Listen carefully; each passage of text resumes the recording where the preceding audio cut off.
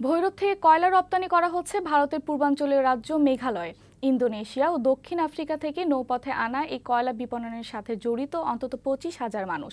এতে একদিকে সৃষ্টি হচ্ছে নতুন কর্মসংস্থান, অন্যদিকে বিপুল রাজস্ব পাচ্ছে সরকার। তবে কয়লা মজুদের পর্যাপ্ত জায়গা না থাকায় বিপাকে পড়ছেন ব্যবসায়ীরা। কয়লা মজুদের জায়গা নির্ধারণ করে দিতে সরকারের প্রতি দাবি জানিয়েছেন তারা। ভৈরব প্রতিনিধি আদিল উদ্দিন আহমেদের তথ্যচিত্রে ডেস্ক রিপোর্ট। ভারতের পূর্বাঞ্চলীয় রাজ্য মেঘালয় থেকে আমদানি করা কয়লা নিয়ে ভৈরবের পুরাতন ফেরিঘাটে গড়ে ওঠে কয়লা ব্যবসা। দেশের বিভিন্ন জায়গার ইটভাটা ও মিল কারখানায় কয়লা সরবরাহ করা হতো ভৈরব থেকে। দেশটি কয়লা রপ্তানি বন্ধ করে দিলে ইন্দোনেশিয়া ও দক্ষিণ আফ্রিকা থেকে নৌপথে কয়লা আমদানি শুরু হয়।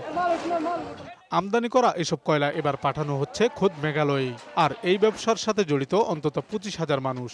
জায়গা এবং রাস্তার জন্য আমাদের লেবার শ্রমিক কাজ করতে খুব কষ্ট হয়, কিন্তু খোলামেলা জায়গা নাই, ব্যবসার জায়গা নাই, জায়গার শর্ট। এই জন্য আমরা খুব কষ্ট করেই কাজ করতেছি লেবাররা এখানে। এতে কর্মসংস্থান সৃষ্টির পাশাপাশি বিপুল রাজস্ব পাচ্ছে সরকার। তবে কয়লা মজুদ রাখার পর্যাপ্ত জায়গা না থাকায় বিড়ম্বনা পড়েছেন ব্যবসায়ীরা। আগরতলা আমরা মাল রপ্তানি করতেছি, সরকার রাজস্ব পাচ্ছে, পাশাপাশি আমাদের ব্যবসা প্রসার করছে, অনেক লোকের কর্মসংস্থান হয়েছে। এছাড়া ফেরিঘাট থেকে বেড়িবাঁধ পর্যন্ত রাস্তা নির্মাণের দাবি জানান এই ব্যবসায়ী নেতা। সরকারের কাছে আমার কয়লা মালিক সমিতির সভাপতি হিসাবে আমার আকুল আবেদন এই যে আমাদের এই জায়গার সমস্যা যাতে সরকার দূর করে। ব্যবসায়ীদের জন্য কয়লা মজুদ রাখার জায়গা নির্ধারণ করে দিলে রপ্তানি আরও বাড়বে বলে জানালেন সংশ্লিষ্টরা। ডেস্ক রিপোর্ট, বৈশাখী সংবাদ।